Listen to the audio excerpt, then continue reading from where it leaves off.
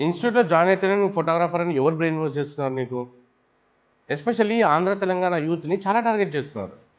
Photography నేర్చుకోవాలంటే first 50,000, 70,000 waste చేయాల. అసలు నీకు నిజంగా ఫోటోగ్రఫీ అంటే ఇంట్రెస్ట్ ఉందా? అయితే ఒక పని చేయి. ఫస్ట్ ఒక 1 మంత్ యూట్యూబ్ చూడు. సెకండ్ మంత్ ఫోన్‌తో ప్రాక్టీస్ చేయి. తరువాత నీకు నిజంగానే ఇంకా ఇంట్రెస్ట్ ఉంది, నేను ఫోటోగ్రఫీ చేయగలుగుతా అని అనిపిస్తే అప్పుడు దిగు.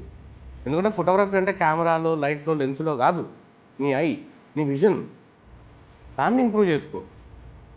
మీ మమ్మీ, డ్యాడీ కష్టపడి సంపాదించిన డబ్బుని తీసుకెళ్ళి ఒక ఇన్‌స్టిట్యూట్‌లో డొనేషన్‌లు ఇయ్యకు. డబ్బులు ఎవరికి ఊరికే రావట్లేదు. చాలా ఇన్‌స్టిట్యూట్స్ ఇప్పుడు ఏం చేస్తున్నాయి? బ్యాచెస్, బ్యాచెస్, బ్యాచెస్ అని చెప్పి ఒక ఫ్యాక్టరీ లాగా ఫోటోగ్రాఫర్స్‌ని ప్రొడ్యూస్ చేస్తున్నాయి.